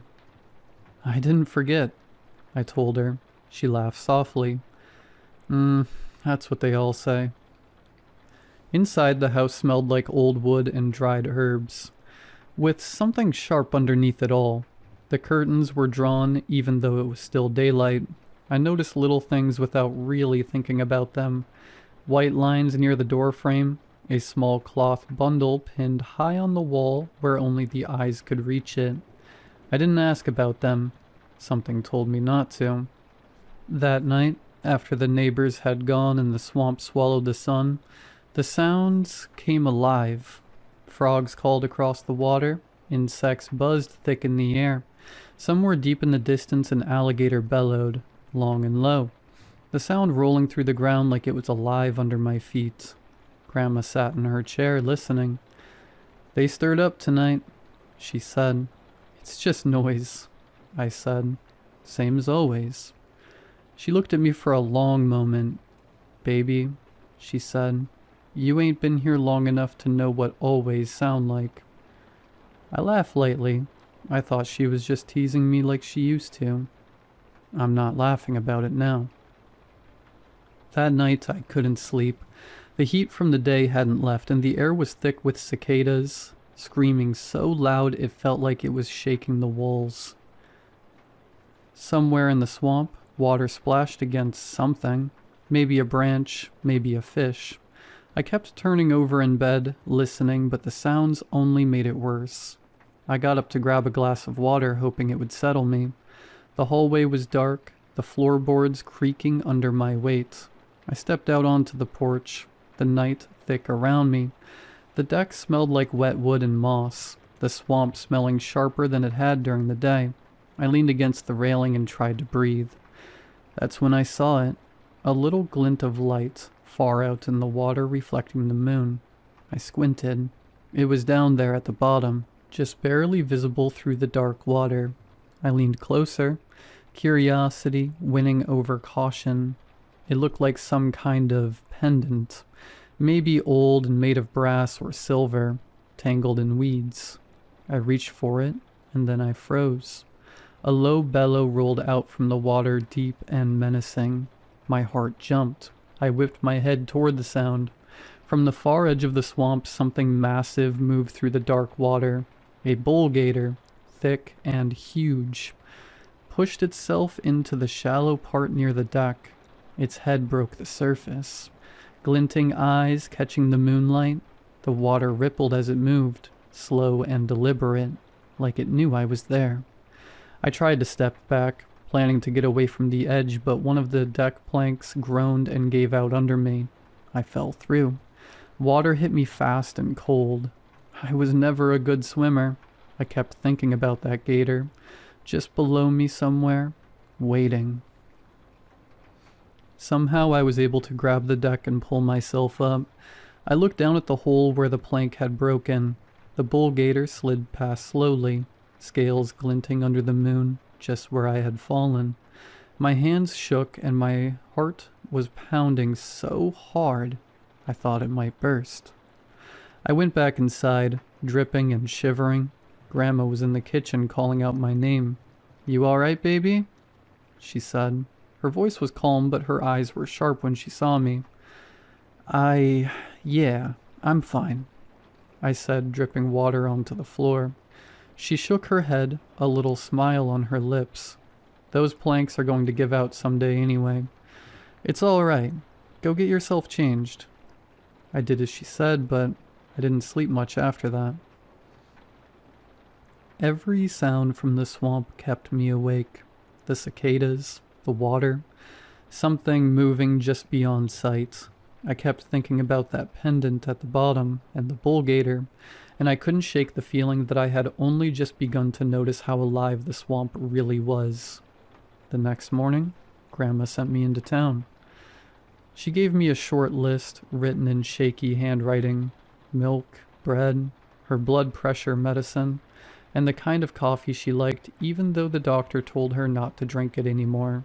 The town was small, just a single grocery store, a gas station, and a few buildings that looked like they had been there longer than anyone alive. The drive was quiet. Trees crowded the road on both sides, and the swamp followed me most of the way, water flashing between trunks. I felt better being away from the house, like I could finally breathe again. The city had taught me to trust noise. Silence always made me uneasy. The grocery store was cool inside, the air smelling like old fruit and cleaner. There were only a few people shopping, all of them quiet, moving slow. I grabbed what was on Grandma's list and headed to the counter. That's when I noticed the clerk's necklace. It was small, hanging on a thin chain, but I knew it right away. The shape was the same as the pendant I had seen in the swamp. Same curves, same strange markings carved into it. My stomach dropped. "Hey," I said, trying to sound casual. "That necklace, where'd you get it?" The clerk stopped moving. He didn't look up at first. Then his eyes lifted and locked onto mine. They were flat, empty, like he was looking through me instead of at me. For a second I thought maybe he hadn't heard me. I opened my mouth to repeat myself, but before I could, he rang up my items and said my total. His voice was normal, calm, like nothing had happened. I paid and took my bags, my hands sweating. As I turned to leave, I felt it. That crawling feeling on the back of my neck, like someone was watching me. I glanced back over my shoulder. The clerk was still staring at me. I pushed the door open and stepped outside, the heat hitting me hard. Even then, I didn't feel alone. I walked to my car with that same feeling following me. That night is when things really started to feel wrong. The sun went down, bleeding through the trees before the swamp swallowed it whole. Grandma went to bed early. She always did. I could hear her radio murmuring through the thin walls, gospel low enough to feel more like a hum than music. Outside, the cicadas had been loud all evening, screaming like they were trying to tear the night open. I sat on the edge of the bed, scrolling on my phone, trying to ignore how tight my chest felt. Then, all at once, the noise stopped. Not faded, not slowed down, just gone. I froze. I grew up in Louisiana. I knew the swamp never went quiet unless something was very wrong. Even the city had its sounds at night. Sirens, cars, people. Silence like that felt heavy, like pressure on my ears. I got up and went to the kitchen for a glass of water. My hands were shaking and I told myself it was just nerves. Long day. Not enough sleep. That's what city life teaches you to say when things don't make sense. I stepped out onto the deck for air. The moon was high, shining down on the water. The swamp looked flat and still, like black glass. No frogs, no insects, nothing moving. That's when I heard the whispering.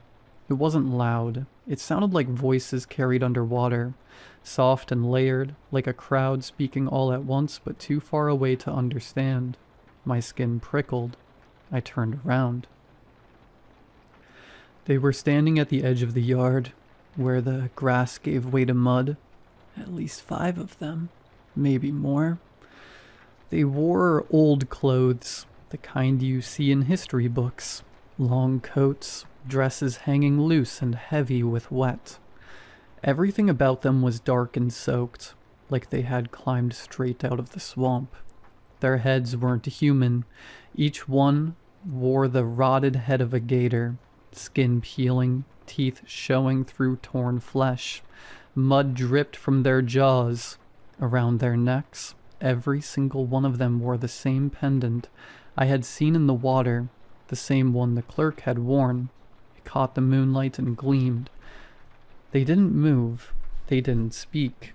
Then, all at once, they raised their arms and pointed at me. That's the last thing I remember. I woke up in my bed like nothing had happened. Morning light was coming through the thin curtains, pale and gray. For a second, I thought maybe I was back home in the city. Then I heard the swamp, water shifting, a bird calling far off. The house creaking the way it always did. My clothes were dry. My body felt sore like I had slept wrong, but there was no mud, no water, no sign I had ever been outside. Grandma was already up. I could hear her in the kitchen moving slow, dishes clinking together. When I came out, she was standing at the sink, leaning heavy on the counter. "You up now?" she said without turning around. "Good. These joints ain't what they used to be." I took her place and started washing. The water was cold. Everything was too normal. I kept replaying the night in my head, every detail sharp like it had just happened. "I had a dream," I said finally. She hummed like she already knew. "A bad one," I added. "Real bad. Felt real." She didn't answer right away. I scrubbed a plate harder than I needed to. I told her about the silence, about the people. I didn't say gator heads at first, but the words came out anyway. I told her how they pointed at me, how I woke up shaking. She set a dish towel down slow and looked at me. Her eyes were cloudy with age, but sharp underneath. "Dreams don't always mean something," she said. I laughed a little, trying to shake it off. "I know, just saying it felt different. like it wasn't just in my head. She was quiet for a long moment. Outside, something splashed in the water. Spirits got a way of speaking when they want to, she said softly. They don't always use words. I looked at her then. You saying that wasn't a dream? She shook her head just a little. I'm saying some things don't come for you until you step back where you belong to. I waited for her to say more, but she didn't. She picked up her coffee and rolled herself toward the table, leaving the rest hanging in the air. I stood there with my hands in the sink, watching the water, wishing she'd just say it plain, but Grandma never did things that way, and somehow, that scared me more than if she had. I didn't sleep much that night. Every time I closed my eyes, I felt like something was standing just outside the house, waiting. Grandma's radio was off, which made it worse. I laid there listening to the water lap against the dock and the house creak, telling myself I was being stupid.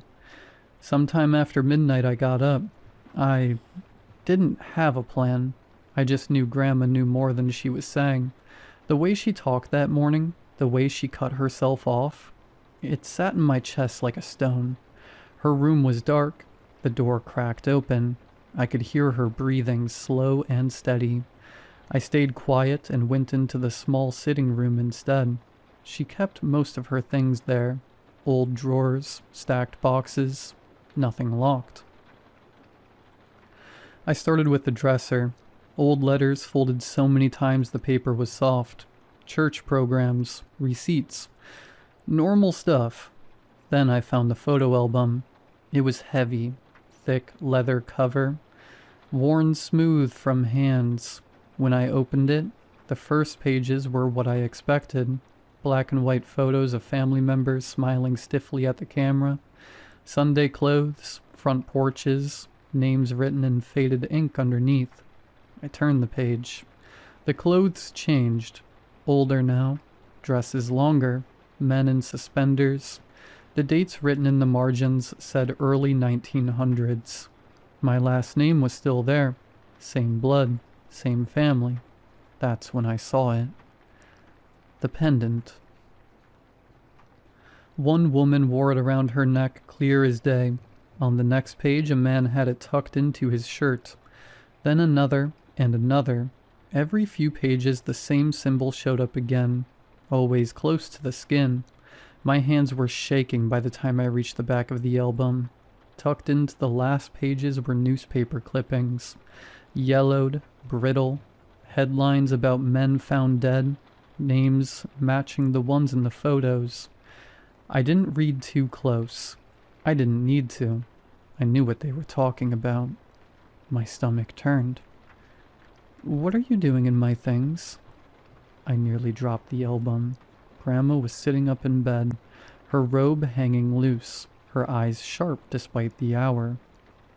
You know something, I said, my voice coming out rough. You've known something this whole time. She looked at the album in my hands, then back at my face, her mouth pressed into a thin line. Put that down, she said. No, I said, not this time. You need to tell me what this is. What's been happening to me? The room felt smaller then, like the walls were leaning in. Grandma stared at me for a long moment, fear flickering across her face before she hid it. Somewhere outside, the swamp shifted, slow and heavy. Grandma sat down hard in her chair like the truth weighed more than her bones. She didn't look at me at first. She just stared at the floor, hands folded tight in her lap. This was a long time ago, she said, back when the law didn't see us as nothing worth protecting. I didn't interrupt her. She continued. Our family lost 3 men and a little boy. She went on, taken right out the parish. Just hanging like warnings. Her voice stayed steady, but her fingers shook. It broke us. Folks were scared to leave the house, scared to speak too loud, scared to breathe wrong. She swallowed. One of the women back then, My grandmother, she couldn't live like that no more. So she went into the swamp, went where nobody else would.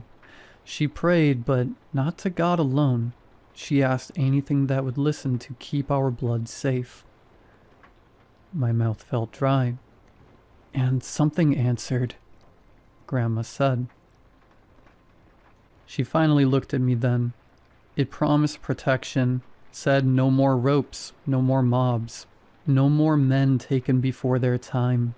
But nothing comes free. That spirit wanted its due. I asked it before I could stop myself. What kind of due? I said, still confused. 100 years, she said. That's how long it would guard us. After that, the bargain was done. Whatever hunger it had would be loose again. The room felt cold.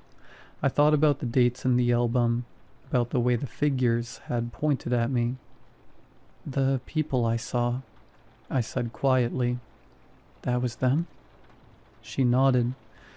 Your ancestors. They stayed close to the water after death, watching, waiting, trying to warn you. My chest tightened. Why didn't you tell me? I wanted to see you, she said. Wanted to have you here, safe, before the time was up. I didn't know it would come so soon. Her voice cracked just a little. I thought maybe the spirit would pass us by. Maybe it already took enough. Outside, something moved in the swamp, slow and heavy. Grandma reached for my hand, her grip weak but urgent. You need to understand, she said. The protection is gone now, and it knows your name. Grandma squeezed my hand hard, harder than I thought she could.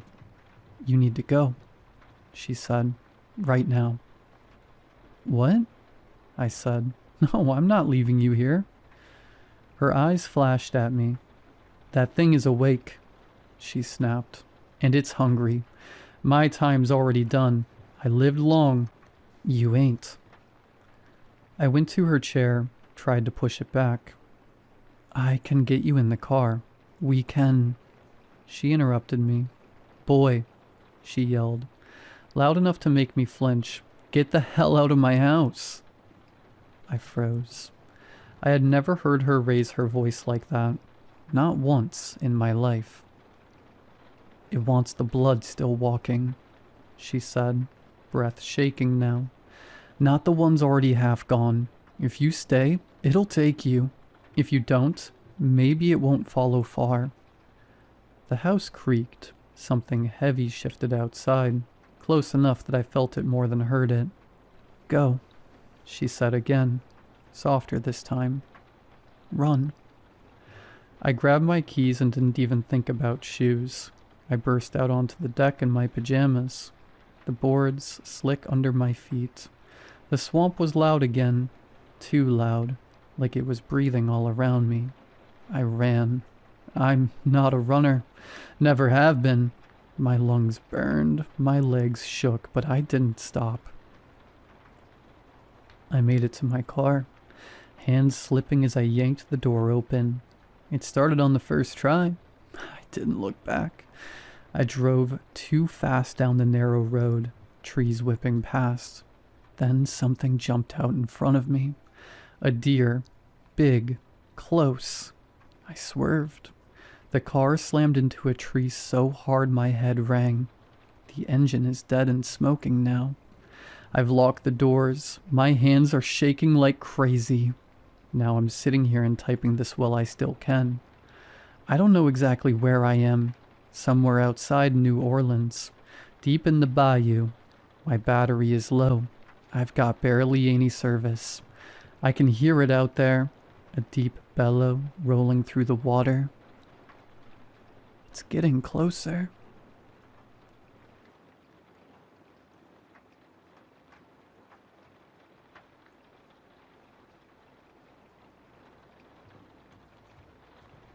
I worked for the county, not as a dispatcher, but as one of those people who cleaned up recordings afterward. Training material, legal review, that kind of thing. Most calls never made it past the first pass. They were boring or redundant or too chaotic to be useful. Others stayed with me longer than they should have. You learn to compartmentalize. You have to. This one slipped through. The call came in at 2:17 a.m. on a Wednesday. Residential. No address anomaly. No dropped signal. The dispatcher's voice was calm, professional, exactly how it should be. The caller was a woman, mid-30s, maybe older. Hard to tell. Her voice was steady in a way that didn't match what she was saying. "There's someone in my house," she said. The dispatcher followed protocol, asked for her address, confirmed it, asked if she was in immediate danger. "I don't think so," the woman said. "He's just standing there." "Standing where?" "In the hallway, outside my bedroom." The dispatcher asked if she could leave the room. "No." "Why not?" "Because he told me not to." There it was, the first thing that made me pause the audio. The dispatcher handled it well, asked for a description: male, average height, dark clothes, no visible weapon, not moving, just standing. Police were dispatched. ETA was 7 minutes. The dispatcher told the woman to stay on the line, lock the door if possible. "I already did," the woman said. "He unlocked it." That earned a note in the margin: possible hallucination, possible domestic situation, stress response. The dispatcher asked if the woman knew the man. "I don't think so," she said. Then after a beat, "He knows me." "How?" "He's using my name." The dispatcher asked her to whisper if she needed to. The woman said, "He says it doesn't matter." That was when the call quality changed. Not static, not interference. Just a subtle flattening of the sound, like the room had absorbed it. I remember leaning back in my chair when I first heard that part, rolling my shoulders, telling myself not to anthropomorphize audio. The dispatcher asked the woman to describe what the man was doing now. "He tilted his head," she said, "like he's listening to you." The dispatcher paused. You could hear it. Half a second too long. "Ma'am, is he speaking right now?" "No," the woman said, "but he's smiling." The dispatcher told her to keep her eyes on the door. "I don't have to," the woman said. "I can see his shadow under it." The dispatcher asked if there was any light on in the hallway. "No." Then how could she see the shadow? Another pause. "He's brighter than the dark," the woman said. That was where the training value dropped off. That line got the call flagged for psychological distress. I should have trimmed it there. I didn't. The dispatcher redirected, asked the woman to describe her surroundings, grounding techniques, breathe, name objects in the room. The woman complied: bed, dresser, lamp, phone. Then she stopped. "What is it?" the dispatcher asked. "He's closer," the woman said. "I didn't hear him move." The dispatcher told her officers were en route. "I know," the woman said. "He said they won't see him." The dispatcher asked her to clarify. "He said he's not here the way they're here." The sentence is underlined 3 times in my notes. The dispatcher asked the woman to keep talking. "I don't think I'm supposed to," she said. "He's asking why you are lying to me." The dispatcher assured her no one was lying. The woman laughed, a short sound, almost embarrassed. "He says you're very good at it," she said. At 2:23 a.m., the audio picked up a second voice. It was faint, not coming through the phone, coming through the room. I replayed that section dozens of times. Checked waveforms, compared channels. It was there. A man's voice, low and unhurried. "That's not true," it said. The dispatcher reacted immediately, asked who else was in the room. The woman didn't answer. Instead, the man spoke again, clearer this time. "You shouldn't have told her to lock the door." The dispatcher called for backup. Her voice stayed level, but it tightened. "Ma'am, if you can hear me, please respond." "She can hear you," the man said. "She just doesn't know which of us to answer." The woman started crying then, quietly, like she was trying not to be rude. "I don't want to make him mad," she said. The dispatcher asked who he was. "I asked her not to explain me," the man said. "It never goes well." The dispatcher told the woman to leave the phone on and exit through the window if possible. There was a sound then, fabric shifting, footsteps, not hurried. "No," the man said, not raised, not threatening, just firm. "We're almost done." The dispatcher said officers were on the streets. "I know," the man said. "I can hear them thinking." The woman made a small noise, like surprise. "He's right," she said. "They're scared." The dispatcher asked the woman to focus on her voice. "Which one?" the woman asked. That was the last thing she said. The call ended at 2:26 a.m.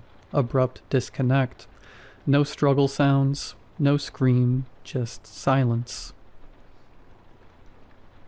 The police report came in later that morning. Officers arrived to find the house empty, front door unlocked, bedroom undisturbed, phone on the bed, screen cracked from the inside. No signs of forced entry, no signs of exit. The woman had no history of mental illness, no domestic partner, no neighbors reported seeing anyone leave. The case was marked unresolved. I edited the call down to 6 minutes, removed the second voice, cut the stranger references. Left it as a textbook example of a perceived intruder with dissociative features. That is what I told myself. 2 months later, I got a call from my supervisor, asked if I had worked on file 17-0426. I said yes. She asked why my name was spoken on the recording. I didn't understand. She played it for me, a version I had never heard. Same call, same timestamps, same voices.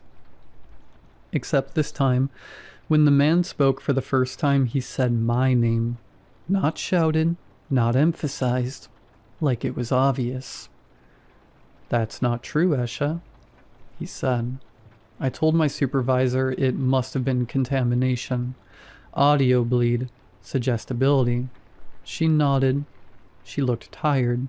She asked me to listen to one more thing. A new call taken that morning. Different dispatcher, different address. A man on the line this time. "There's someone in my house," he said. The dispatcher asked for his name. He gave it.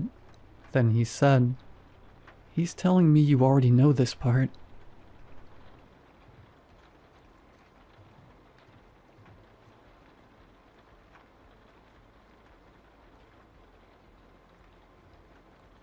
The attic had been leaking for a few days now, and I had been up to my wits' end about it.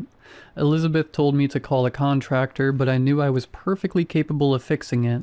We had been warned the house would be a fixer-upper, but with a baby on the way and our budgets being tight, I told her that I was up to the task of converting this small country house into our cozy nest that we had always dreamed of. She was mostly on board to get out of the city, and I needed a project to work on at the time. We have been living here for about 2 years now, and suddenly the attic decided to leak. I had fixed most of the electrical and plumbing in the house already, so I assumed that either a critter had gotten up there and the recent rain had come through, or I hadn't tightened a pipe or sealed it properly. I grabbed my ladder and my toolbox and went up the rickety wooden stairs into the attic. By all accounts, the attic itself made no sense. The house was a small 2-bedroom house with 1 bathroom, a decent-sized living room, and a small kitchen, as if built to fit into an apartment. The house wasn't 2 stories tall. It just had an attic that you could squat in. Why someone who lived in a house this size would need an attic? I have no clue, but I have to admit that it was nice to have. As I used my flashlight around the stuffy attic, I saw the boxes of holiday decor and baby toys we had been given for Jameson, so that he would have some when he got older. Grandparents, am I right? But then I saw something shift behind a wooden horse. I dragged myself up into the attic, and I moved myself about as I came closer to the spot. I felt it first, before the smell hit my nostrils. Wet, puffy, wrinkled, the smell of dead things. Things that had been sitting in here for a long time. I swung the flashlight to what my other hand had touched, and that is when I realized what it was. The eyes had burst from when I shifted my weight onto the hand.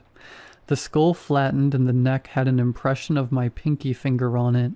I couldn't immediately identify it, but from what I could tell, it must have been a really decayed raccoon or cat.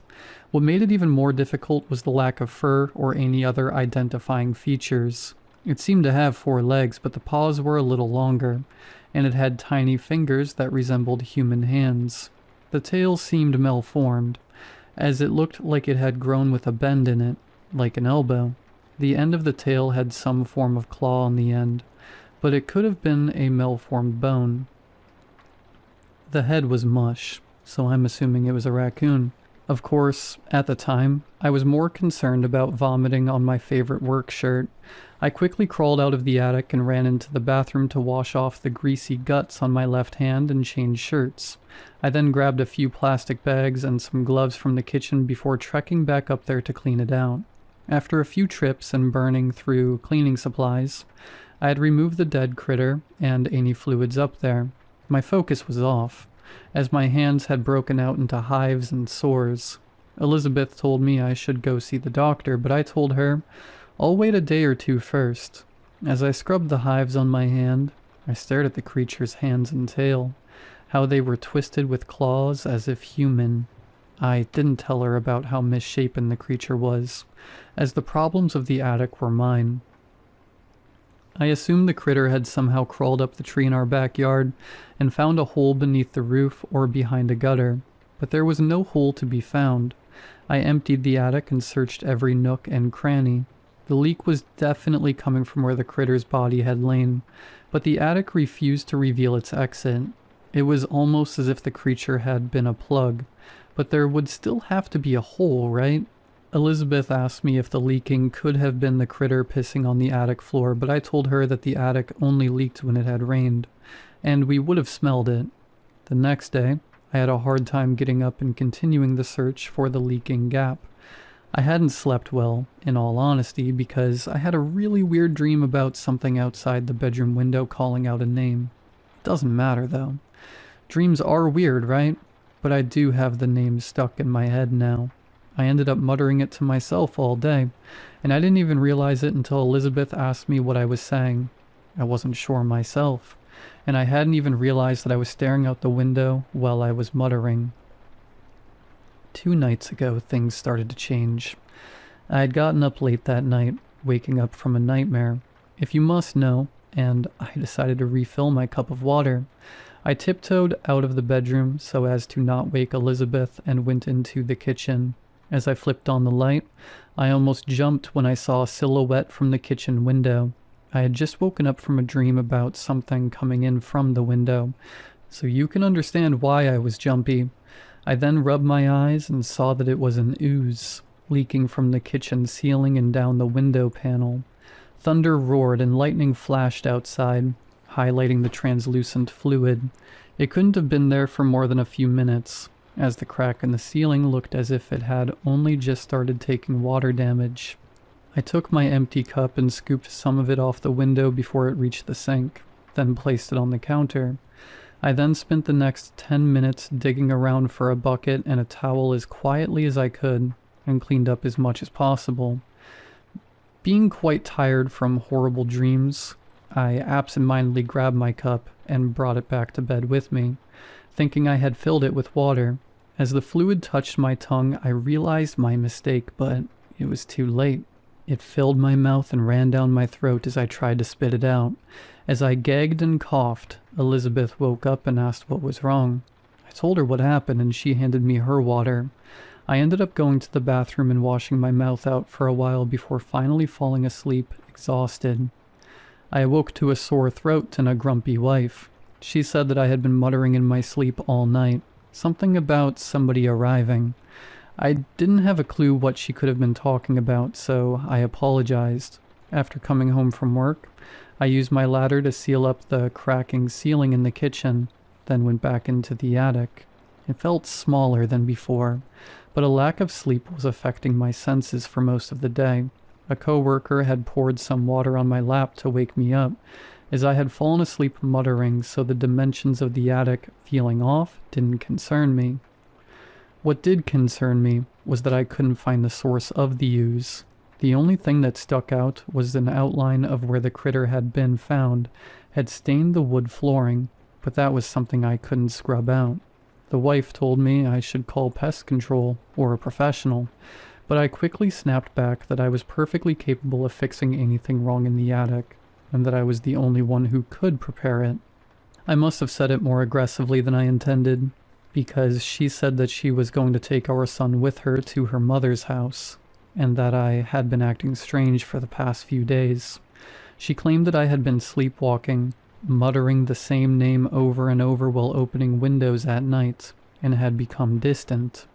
I told her it was just nightmares and that I was fine. I was just stressed because I had a job to do, and if she couldn't understand that, then she should just leave. I haven't seen her for 2 days now, or our son Jameson, I think. Not that it matters now.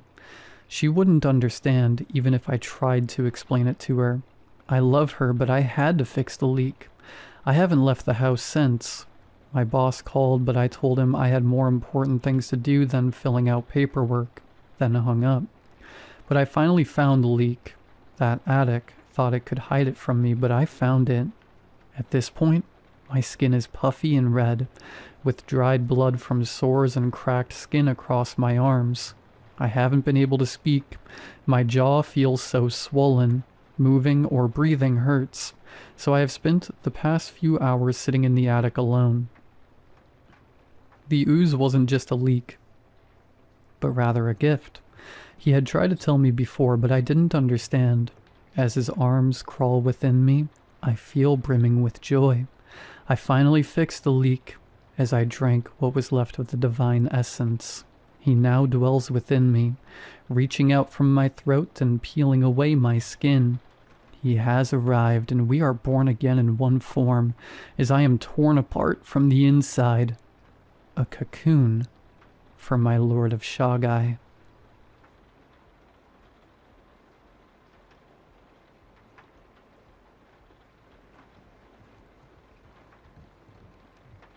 It's been 2 weeks since my van got totaled. I'm not gonna lie, that set me back. I'd been sleeping in the rear compartment. Don't feel sorry for me. I'm the idiot who crashed it. After the accident, I had nowhere to sleep. Motel rates were double what I could afford, so I bought a cheap tent from BFC and hitched back to the lot where I used to park. I ended up in a flat section of woods by the Tukey River, past the McDonald's on Ambridge Street. It felt private without being secluded. There were public restrooms a short walk away, a 24-hour 7-Eleven, and just enough light from the nearby car park to make me feel like I wasn't completely alone. 2 days in, dead in the middle of the night, I heard a shrill scream, like a hunter gutting a deer, only to find that it survived the initial buckshot. I wound up my hand-charged flashlight and exited the tent, aiming it from bushes to branches, and to the endless black that swallowed the gaps between the trees. The woods stayed silent after that.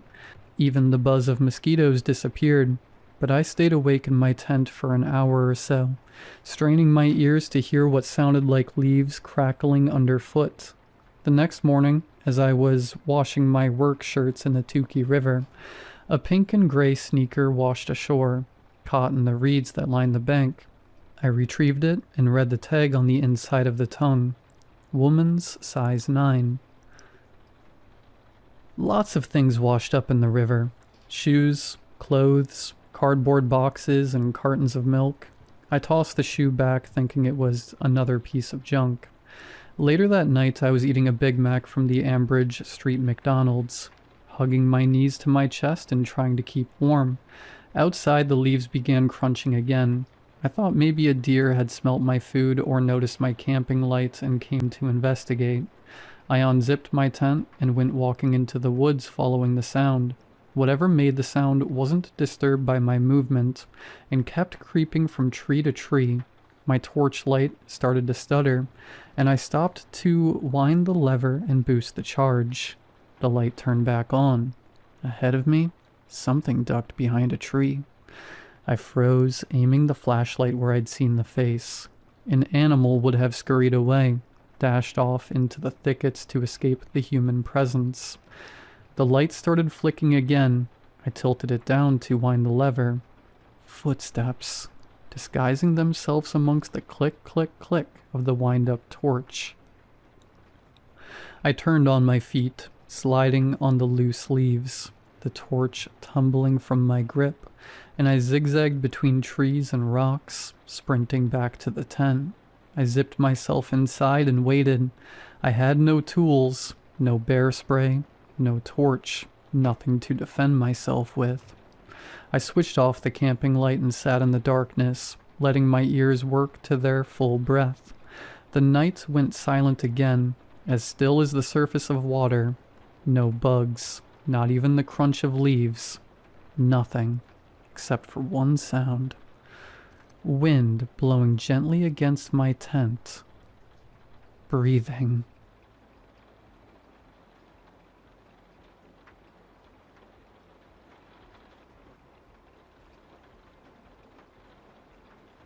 When I got home tonight, something was off. Not wrong exactly, just off. You know how sometimes you can walk into a room you've been in 1,000 times before and suddenly everything feels slightly tilted, like reality's holding its breath? That's what it was like. The air was too still. The light seemed a bit duller, even though the bulbs were the same. I live alone, 1-bedroom apartment, 2nd floor. Nothing fancy. I jiggled the key, stepped inside, and immediately froze. It smelled different. My place normally smells faintly of coffee and dust, and the citrus cleaner I use on weekends. Tonight it smelled faintly sweet, like rotting fruit.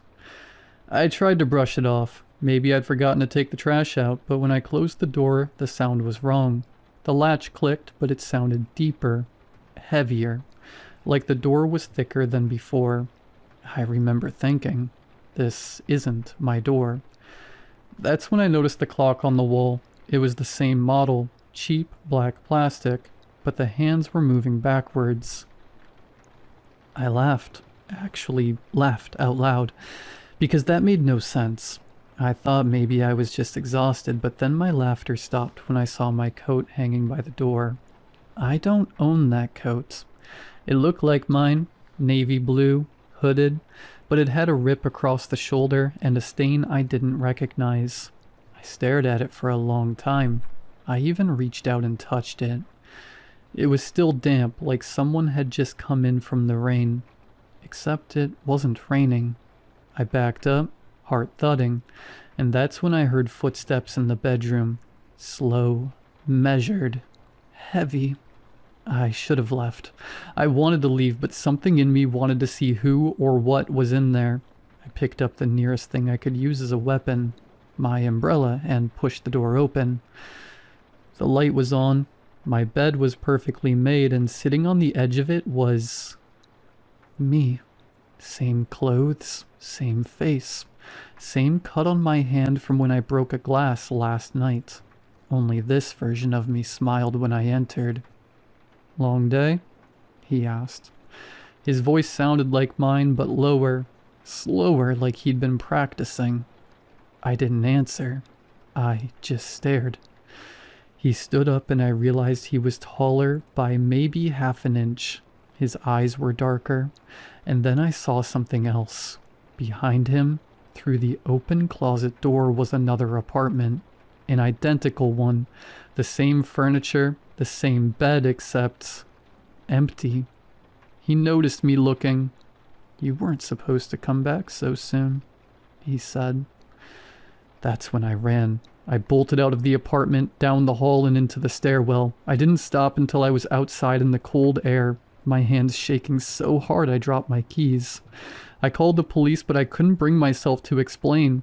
What do you say? There's another me in my apartment that smells wrong? They came, looked around, found nothing.